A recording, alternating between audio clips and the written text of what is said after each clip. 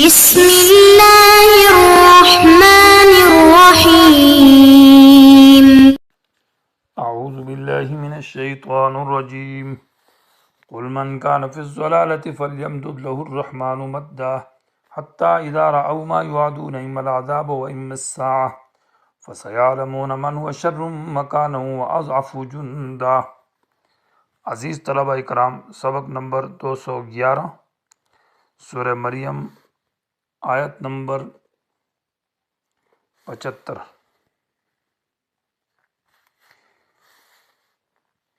قیامت کے انکار کے اوپر زجر چل رہا تھا۔ پہلی آیات میں وَيَقُولُ الْإِنسان میں زجر بِإِنْكَارِ الْآخِرَت، اور وَإِذَا تُتْلَىٰ عَلَيْهِمْ آیَاتُنَا بَيِّنَاتٍ میں زجر بِإِنْكَارِ القرآن۔ اور اس کے بعد ابھی جو آیات ہے ان کے اندر کافروں کی چند غلط فہمیوں کا ازالہ ہے۔ جن غلط فہمیوں میں کافر مبتلا ہے اور وہ آخرت سے انکار کرتے ہیں اور قرآن کا استہزاء کرتے ہیں۔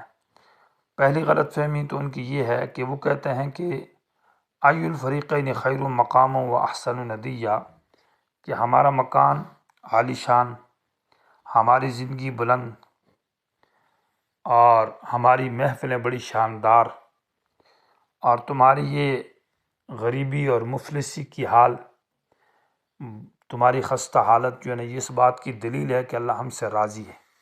اللہ تعالیٰ نے جو دنیا میں ہمیں مال متاع ساز و سامان دیا ہے، مجلسیں اچھی، مکان عالی شان، کاروبار ساز و سامان اچھا، یہ اللہ تعالیٰ ہم سے راضی ہے، اور تمہاری بے کسی اور غریبی اور تنگ دستی اور بدحالی، یہ تم سے اللہ ناراض ہے۔ تو اس پر اس غلط فہمی کا ازالہ ہے قل من کان فی الضلالہ کی آیت سے، کہ کسی کو مال دینا یہ اللہ تعالیٰ کی علامت کی رضا نہیں ہے۔ یہ تو اللہ تعالیٰ مہلت دیتا ہے، ڈھیل دیتا ہے، اس سے عذاب اور بڑھتا ہے۔ جب انسان اللہ کی نافرمانی کرتا ہے اور مال بڑھتا رہتا ہے اور اس کی ساز و سامان اور مکان عالی ہوتے ہیں، تو یہ استدراج ہے، یہ ڈھیل ہے، اور یہ تو اس بات کا اعلان ہے کہ سزا سخت ملے گی۔ تو اس غلط فہمی کا ازالہ ہے اس آیت کے اندر۔ دوسری غلط فہمی ان کی کہ ہمیں کل قیامت کے دن جب جائیں گے تو وہاں بھی ہمیں اللہ تعالیٰ اچھی حالت سے نوازے گا، تو اس پر پھر آگے اس کی غلط فہمی کا ازالہ ہے اطلع الغیب ام اتخذ عند الرحمن عہدا کی آیت۔ اور تیسری غلط فہمی واتخذوا من دون اللہ آلہہ سے، کہ اگر بالفرض ہم گناہوں کی وجہ سے یا کچھ کوتاہیوں کی وجہ سے جہنم میں چلے بھی گئے تو ہمارے شفعاء ہماری سفارش کریں گے اور ہمیں جہنم سے نکالیں گے۔ ان تین غلط فہمیوں کا ازالہ ان آیات کے اندر ہے۔ قل کہہ دیجئے من کان فی الضلالۃ، جو شخص گمراہی کے اندر ہے، فلیمدد لہ الرحمن مدا، تو زیادہ کرے گا اس کے لیے مہربان بادشاہ مدن زیادتی۔ یہاں یمدد امر کا صیغہ ہے، لیکن یہ امر بمعنی خبر کے ہے، یعنی مضارع کے معنی میں، یہ انشاء بمعنی خبر کے ہے۔ فلیمدد یعنی بڑھائیں گے اور زیادہ کریں گے، یہ نہیں کہ بڑھا اور زیادہ کر معنی نہیں ہے، بلکہ بڑھائیں گے اور زیادہ کریں گے لہو اس کے لیے الرحمن مہربان بادشاہ مدن زیادتی۔ جو شخص گمراہی میں پڑا ہے تو اللہ تعالیٰ اس کے لیے اس گمراہی کو زیادہ کرے گا، اور زیادہ کرنے کا معنی یہ ہے کہ اس کو مال دے گا، مہلت دے گا، تو مال جب زیادہ دے گا اور مہلت بھی دے گا تو یہ گمراہی میں اور کفر اور شرک میں بڑھتا جائے گا۔ اسباب طغیان اللہ تعالیٰ بڑھاتا ہے، تو اسباب طغیان اور سرکشی کی وجہ سے ضلالت اور طغیان بھی ان کا بڑھتا جاتا ہے۔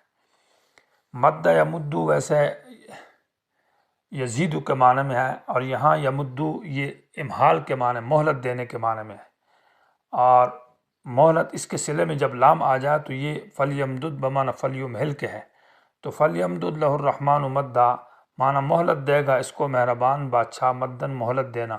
یہ مال کا بڑھانا یہ سبب مہلت ہے، اور یہ استدراج ہے، اس سے عذاب بڑھتا ہے، یہ اللہ کے راضی ہونے کی علامت نہیں ہے، برحق ہونے کی علامت نہیں ہے۔ حتیٰ یہاں تک یہ مال بڑھتا رہے گا اور یہ سرکشی میں پڑے رہیں گے، اذا رأوا جب یہ دیکھ لیں گے ما اس چیز کو یوعدون جس سے وعدہ کیا جاتا ہے، اور وعدہ جس چیز کا کیا جاتا ہے وہ دو میں سے ایک چیزیں ہیں، اما العذاب یا دنیا کے اندر سزا ہے، و اما الساعۃ یا قیامت ہے، یا تو آج دنیا ہی میں سزا مل جائے گی اس کا، وہاں تک ان کو یہ سزا مہلت دی جائے گی، یا یہ کہ دنیا میں نہ دی گئی تو آخرت میں ان کو قیامت کے اندر سزا دی جائے گی۔ فسیعلمون، پھر یقیناً یہ جان لیں گے، من ہوا شر مکانہ، کہ کون آدمی برا ہے مکاناً مرتبہ کے اعتبار سے۔ مکاناً اور مقاماً دونوں مرتبہ کے معنی میں ہے کہ تمہارا مرتبہ پھر اچھا ہے یا مومنین کا مرتبہ اچھا ہے، یہ بات کل قیامت کے اندر پتہ چلے گی۔ آج تو دنیا میں تم کے تو ہمارا مکان عالی ہے، ہماری مجلسیں بڑی شاندار ہے، لیکن یہ بات کل قیامت میں پتہ چلے گی۔ دوسری بات، وہ اضعف جندہ، اور کون کمزور لشکر والا ہے۔ جند لشکر کو کہتے ہیں، اضعف مانا کمزور۔ یہ تو کہتے ہیں کہ ہماری مجلس احسن الندیہ، بڑی شاندار مجلس ہے، ہمارے پاس افراد زیادہ، لوگ زیادہ ہیں، ہم اکثریت پر ہیں، اور تمہارے پاس افراد کم ہے، تمہاری کوئی طاقت نہیں، حکومت نہیں ہے۔ یہ کل قیامت کے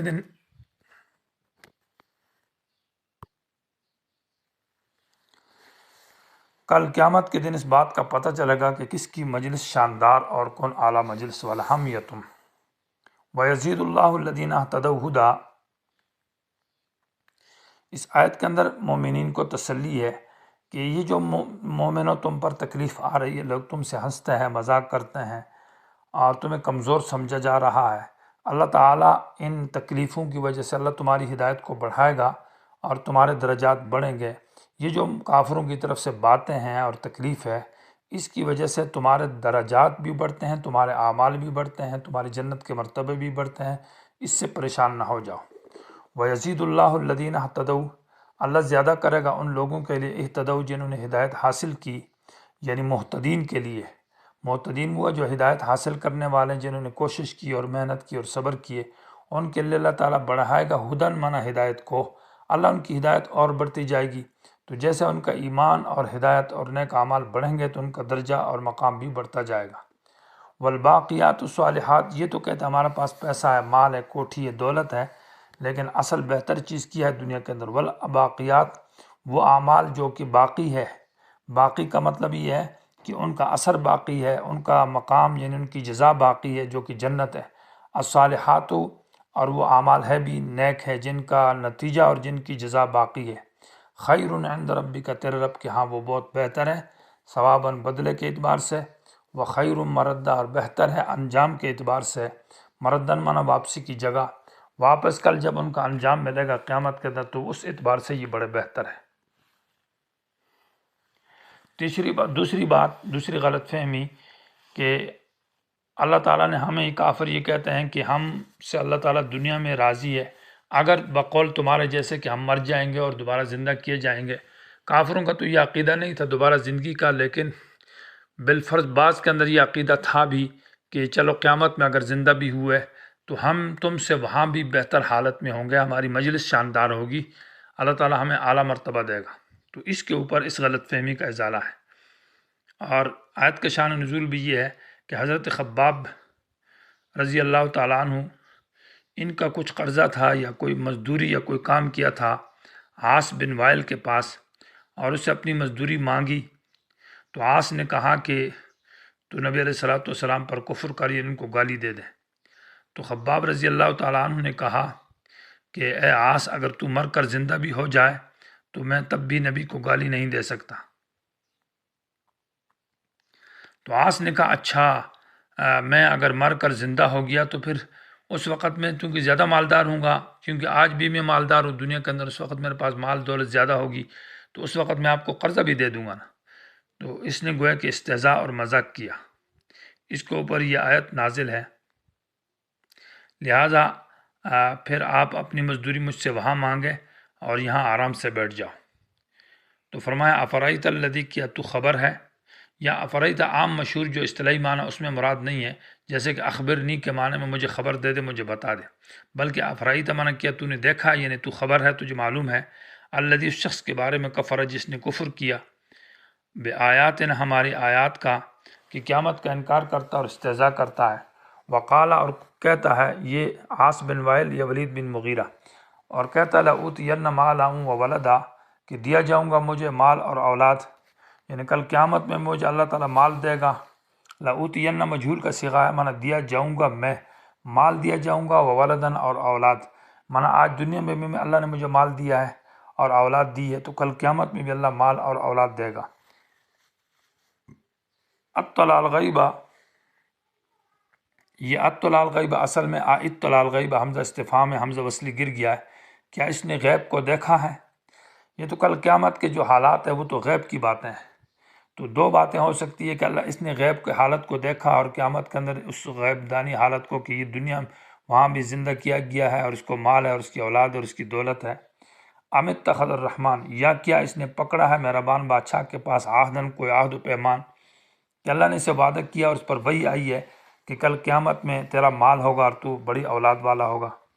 دونوں باتوں میں سے کوئی بھی نہیں. نہ اس نے غیب کا حال دیکھا ہے اور نہ رحمان کا وعدہ اس کے پاس ہے، بلکہ جھوٹ بولتا ہے. کلا، کلا کا معنی ہرگز ایسا نہیں ہے. حرف کلا لفظ ردا ہے، ماقبل اس کی بات کی تردید کے لیے آیا ہے. نہ اس نے غیب کو دیکھا ہے اور نہ رحمان بادشاہ نے اس کے ساتھ عہد کیا ہے. اور قرآن میں سب سے پہلے یہ لفظ کلا یہاں سے شروع ہے، گویا کہ نصف قرآن کا حصہ گزر گیا، ابھی تک کلا نہیں ہے. اور کلا کے اندر اس بات کی طرف اشارہ اللہ کی ناراضگی کی طرف، یعنی ابھی اللہ کا غصہ بڑھ گیا اور اللہ کی ناراضگی زیادہ ہو گئی ہے، اس لیے اللہ نے کلا کا لفظ یہاں سے استعمال کیا ہے. سنکتبو، ہم لکھیں گے، ما یقول، جو یہ بکتا ہے، بکواس بکتا ہے. ونمد له من العذاب مدا، اور بڑھائیں گے اس کے لیے عذاب میں سے مدن، بڑھانا، یا مہلت دیتے ہیں اس کے لیے عذاب میں سے مدن، مہلت دینا. ونرثه ما یقول، اور ہم ہی وارث ہوں گے، مالک ہوں گے اس چیز کے، ما یقول، جو یہ کچھ کہتا ہے. معنی یہ ہے کہ اس کا جو کچھ یہ کہہ رہا ہم اس کو لکھ رہے ہیں، ہم اس کے وارث ہیں، ہمارے پاس اس کا محفوظ ریکارڈ. یہ جو بکواس بکتا ہے اس کی بھی سزا ملے گی. وَيَأْتِينَا فَرْدًا، اور یہ آئے گا ہمارے پاس تنہا. فردن معنی اکیلا، نہ اس کی قوم ہوگی، نہ اس کا مال ہوگا، نہ اس کی دولت ہوگی، نہ اس کے مجلسی ہوں گے، نہ اس کا مال، کچھ بھی نہ ہوگا. تنہا ہمارے پاس یہ آئے گا اور ذلیل ہوگا. اس کا یہ عقیدہ ہے کہ کل قیامت میں بھی مزے کروں گا، آج دنیا میں بھی مزے ہیں، اور بھلے کفر اور شرک کرتا پھروں، ایسا نہیں ہے.